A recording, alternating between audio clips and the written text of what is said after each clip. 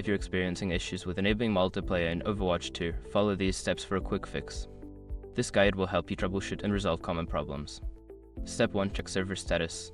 Visit the official Overwatch website or social media channels to check if there are any server outages or maintenance. If the servers are down, you will need to wait until they're back online. Step 2. Restart the game. Close Overwatch 2 completely and restart it.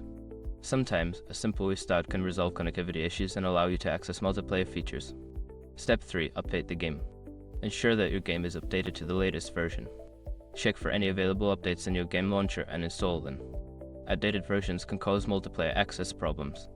Step 4. Check internet connection. Verify that your internet connection is stable. Run a speed test or try connecting to another online service to ensure your network is functioning properly. If there are issues, consider resetting your router. Step 5. Adjust firewall and antivirus settings. Make sure that your firewall or antivirus software is not blocking Overwatch 2.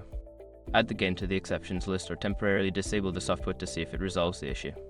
If you follow these steps and still encounter problems, consider reaching out to Blizzard support for further assistance. Enjoy your gaming experience.